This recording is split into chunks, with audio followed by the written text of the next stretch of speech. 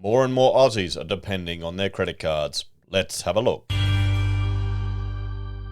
Hello everyone, Florian here, and welcome to another episode of HeiseSays. Grab your stein of coffee, or as I'm pouring myself right here, your Bundy rum stein, because it is a Saturday.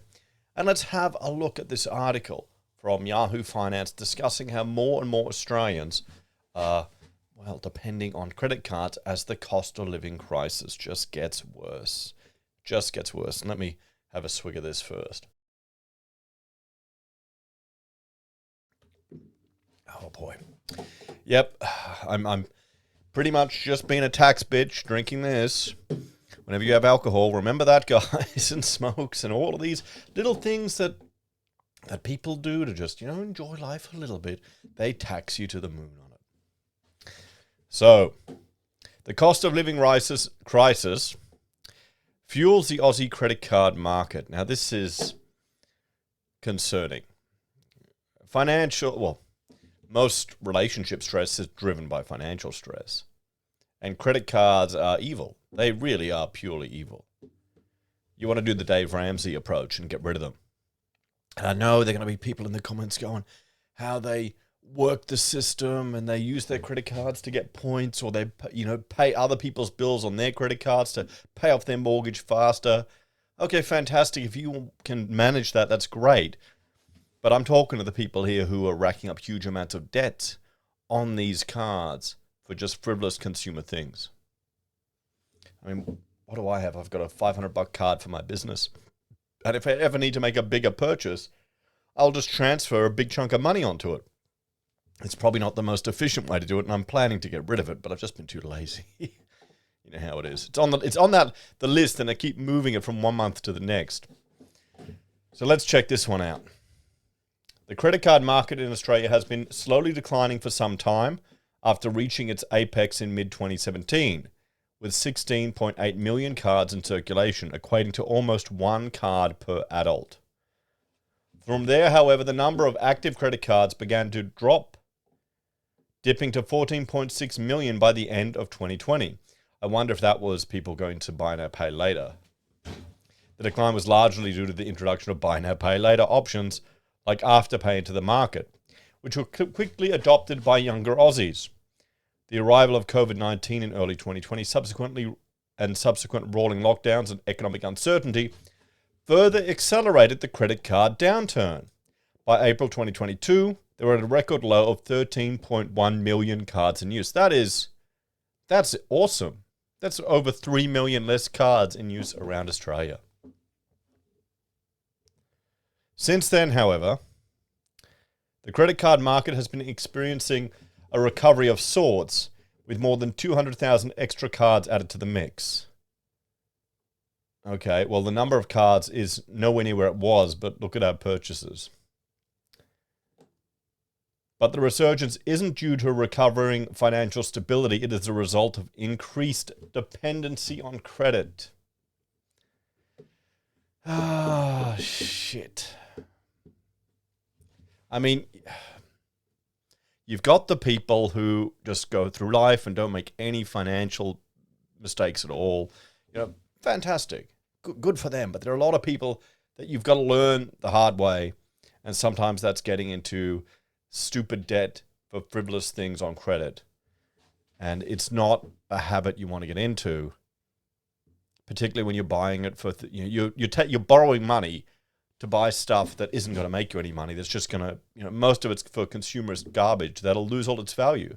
Have you tried to sell anything secondhand? It's really difficult to, I think electronics, probably Apple products, maybe consoles, but any of the other cheap shit you buy, why would people bother buying it? It's cheaper to go to Bunnings. Then you get an instant return.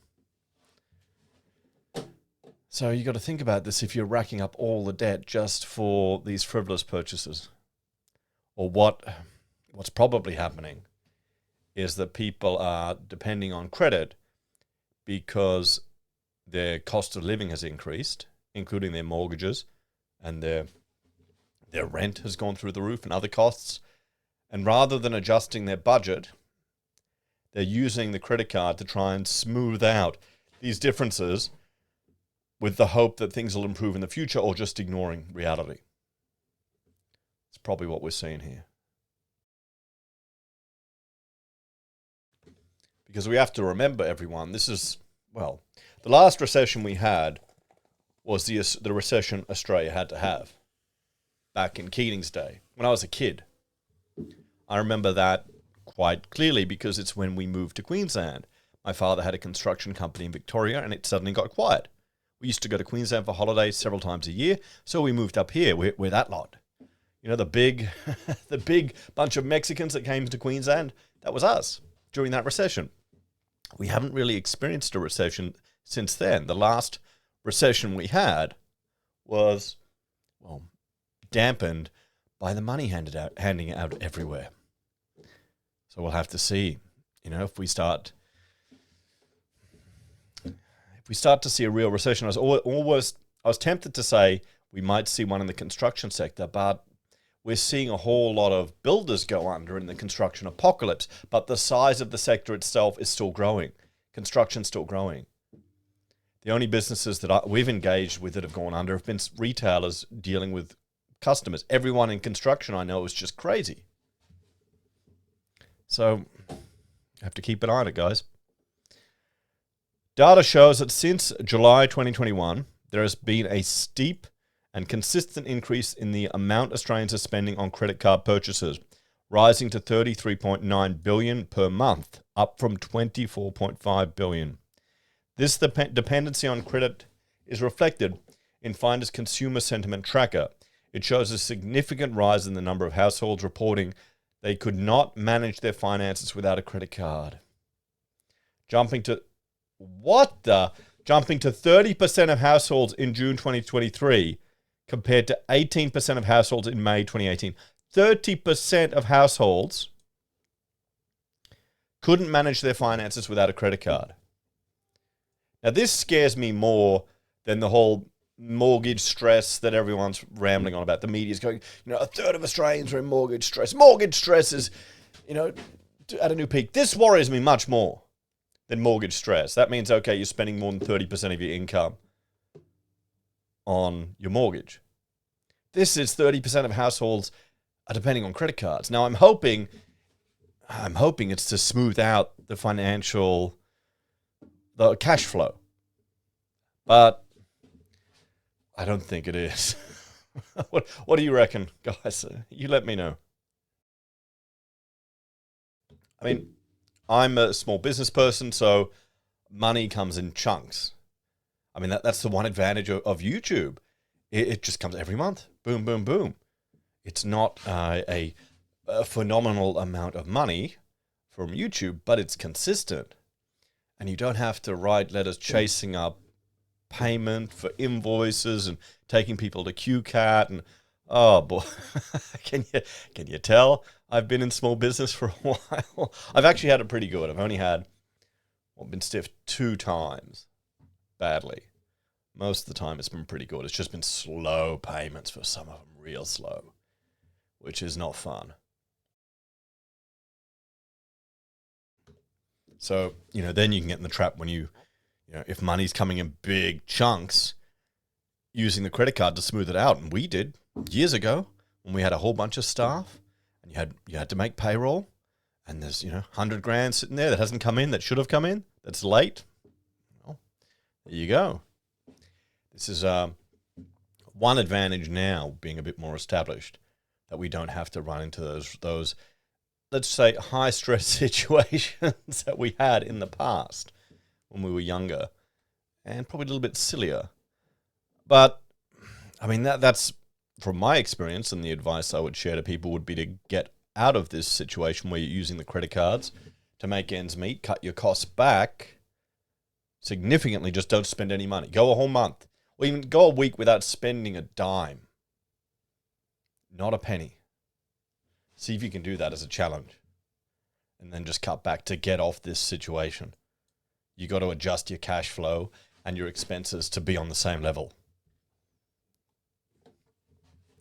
So Aussie debt has also jumped higher.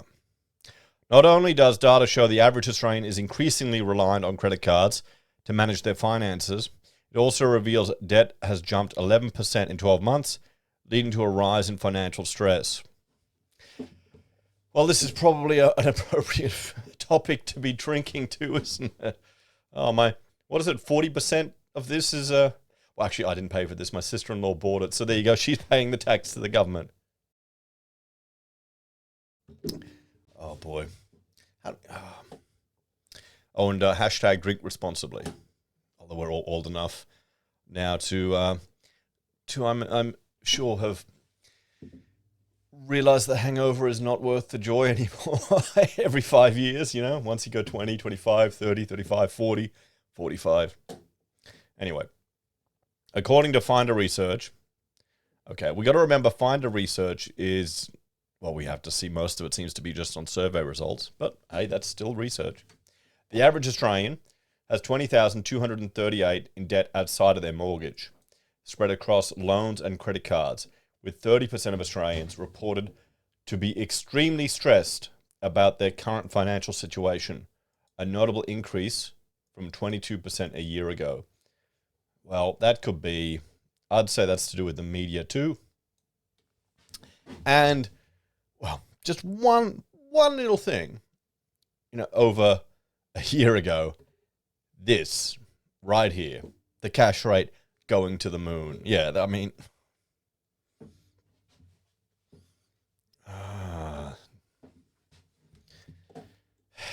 crap. There are going to be some people that really are going to learn some tough lessons. I wonder if that'll change the political landscape. I'm hoping it'll change it for the better. And by that I mean less government intervention in our lives, but I suspect that won't. I get the feeling that's not where it's heading towards. So, in too deep, the tips to help pay off your debt. Well, before we go that, I would suggest looking at, there's the avalanche and the snowball technique. The idea is to list out all your debts for the snowball technique and pay off the smallest one. Forget about interest. Forget about the most efficient way to do it. Just pay off the smallest debt. So you got a credit card, $500. Pay that off first. That's so you get the psychological reward of achieving one goal and then move on to the next, to the next, to the next. The more efficient way and the faster way would be to pay off the one with the highest interest first. But you don't get the psychological benefit here. And that, I suspect, is the most important thing. For anyone who's accumulated credit card debt and is struggling to pay it off, a balance transfer card may be the solution. No, that's not the solution. That's just moving your problem around. The worst thing with a balance transfer, you take it from one credit card, you stick it on another. Oh, and they increase your limit because they want you to spend more. Or you keep both cards and you piss more money away. You got to get rid of them. This allows customers to transfer their balance and pay no interest for a year or more. Once you move on to one of these cards, however, be sure to put a payment plan in place and hold off on making any more purchases, because any balance remaining at the end of the balance transfer period will revert to the full interest rate. Yeah, the reason why they do this, because sure, there are going to be some people that will work it to their advantage, but obviously the majority don't, because they just rack up more spending. So, yeah. Another option for those who'd rather not open themselves up to more potential debt is to pay off your credit card with a personal loan and cut up the plastic. While the average credit card rate sits at 19.8%, many advertised personal loan rates are around half that, though the actual rate you get will depend on your circumstances. The problem is, with that one, you've got to destroy the card. You pay it off, now you're paying more, or you're paying off as a personal loan, and you rack up another credit card. Credit cards offer excellent rewards, particularly in the form of frequent flyer points for those who are sure they can pay off the debt before the interest kicks in. For everyone else, however, opening yourself up to the higher interest rate these cards charge can be a risky endeavor. Yes, I mean, the awards and the frequent flyer points and all that stuff. I mean, I looked at it. It's maybe I'm just too lazy. Honestly, I can't be bothered dealing with all that shit. You sign up on there, you go on their bloody website. Well, hang on here. If I'm going to rant, I'll rant on full screen mode. You sign up there, you go on the website, you get your 40,000 stupid bloody points, and what do you get? You get a $10 voucher for petrol somewhere. Whoop-de-doo. Whoop-de-fucking-do. I mean, honestly. Sure, there's some people that can work it to their advantage. Maybe they spend everything on their credit card. But you got to spend money then. You know, what do you can't run your business expenses through it, can you? Would you be paying fringe benefit tax then on those points? I mean, just get out of debt. Stop using this garbage. Come on. You tell me, guys. I mean, 30% of Aussies now. 30% of households dependent on credit cards. That ain't good.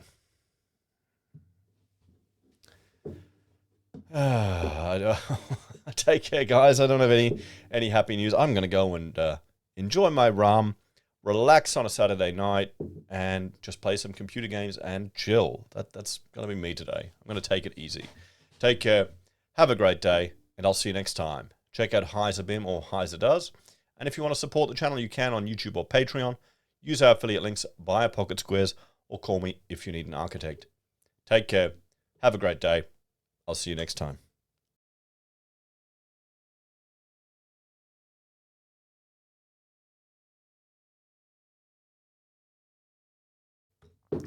How can I get a rum sponsorship? That'd be a good one, eh? Probably can't do it.